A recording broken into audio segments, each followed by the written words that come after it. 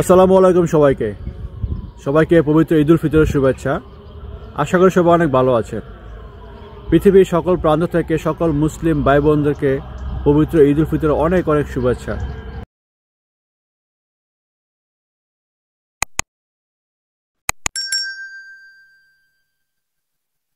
যদিও আমরা যারা প্রবাসে আছি, আমরা যারা প্রবাসী, আমাদের জন্য ঈদটা নিতান্তই একটা ঈদ, নামে মাত্র ঈদ।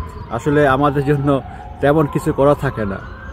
যদিও বিগত সময়ে মালয়েশিয়াতে ছিলাম, মালয়েশিয়াতে অনেক বন্ধু বান্ধব ছিল, ভাই ব্রাদার ছিল, ইভেন কি অনেক আপনার পরিবারের অনেক লোকও ছিল। কারণ হচ্ছে মালয়েশিয়াতে সচরাচর সবাইকে পাওয়া যায় আশেপাশে। কিন্তু ইউরোপের ক্ষেত্রে কিন্তু অনেক ভিন্নতা আছে। ইউরোপে কিন্তু আপনি এত লোক পাবেন না, দেশীয় ভাই ব্রাদার পাবেন না, তারপর হচ্ছে আপনার সচরাচর মসজিদ পাবেন না, ঈদগাহ পাবেন না। সেক্ষেত্রে অনেক ভিন্নতা আছে। যেমন আজকে ঈদের দিন, আজকে এখন আমি কাজে যাচ্ছি, যদিও আলহামদুলিল্লাহ আল্লাহর কাছে অনেক শুকরিয়া যে আগামীকাল আমার ছুটির দিন।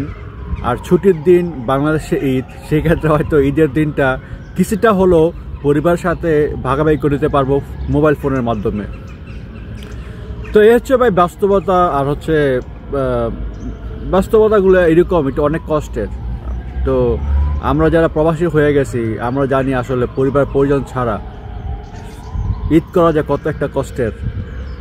আগে যে আমরা যে একটা মজা ছিল, ঈদের সালামি, নতুন পোশাক, সবাইকে সালাম করা, বন্ধু বান্ধব নিয়ে ঘোরাফেরা করা, তারপর ঈদের নামাজের আগে বা পরে চটপুটি খাওয়া, কত যে একটা আনন্দের সময়গুলো ছিল। এই সময়গুলো খুঁজে কখনো ফিরে পাবো? কখনোই ফিরে পাবো না। কারণ হচ্ছে আমি আজকে যে কথাগুলো বলেছি, এই কথাগুলো কখনো বলাও হয় নাই, বা আমি কথা উচ্চারণ করতে গিয়ে হয়তো আমার অনেক ইমোশনাল আমি কাজ করতেছে, বা আমি এই জিনিসগুলো ফিল করতেছি যে আসলে আমাদের কত সুন্দর ছিল। বিশেষ করে আমরা যখন চটপুটি খাইতাম 2 টাকা 5 টাকা রোজ, তখন টাকাও ছিল না যে চটপুটি খাবো। টাকা ছিল না বলতে পরিবারে বা কারোর উপর ডিপেন্ড করতে হইতো, বা এই টাকা দাও বাবা, টাকা দাও। কিন্তু আমাদের সে এরকম ছিল না 2 টাকা 5 টাকা চটপটি কিনা খাওয়া।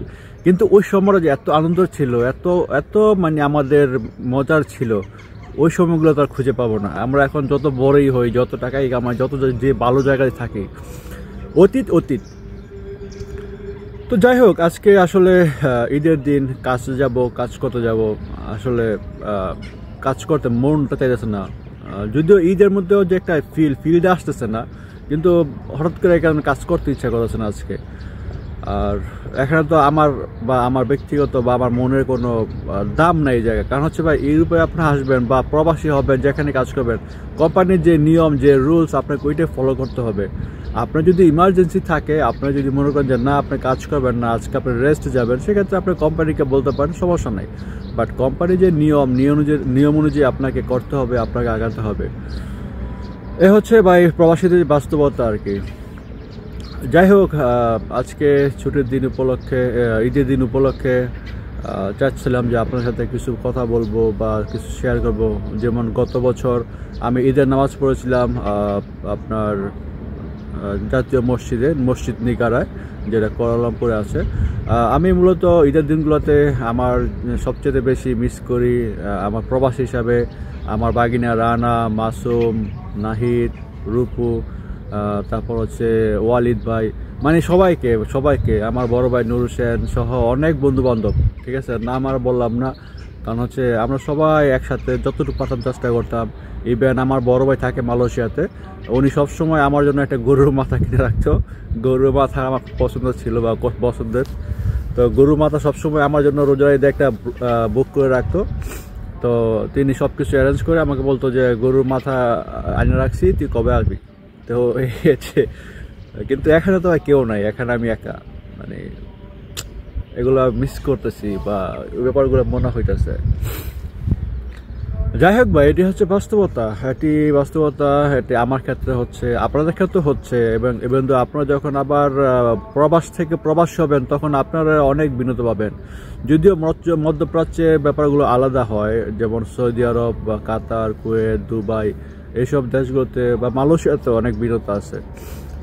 তো দেখা যাচ্ছে যে ওইসব দেশে মোটামুটি আপনি ঈদের আনন্দটা খুব ভালোভাবে করতে পারবেন। পরিবার পরিজন না থাকলেও আপনি আনন্দ করতে পারবেন। এই কারণে আনন্দ করতে পারবেন কারণ হচ্ছে ওটা হচ্ছে মুসলিম কান্ট্রি, আর ওখানে বাংলাদেশের আপনার অহরহ মানুষ পাওয়া যায়, অহরহ আপনার বন্ধুবান্ধব বা আপনার ফ্যামিলির লোক আশেপাশে আছেই, কিন্তু যার কারণে আসলে আপনার ঈদের আনন্দটা অনেক বেশি হয়ে যায়, বা আপনারা অনেক কাজ করতে পারেন, বা আপনারা একটা খাসি জবাই করেন, বা দেখি অনেকে খাসি জবাই করে, বা অনেকে মিলে একটা গরু জবাই করে, মানে একটা আনন্দই থাকে মানে মধ্যপ্রাচ্যতে বা আরবিক যে দেশগুলো আছে।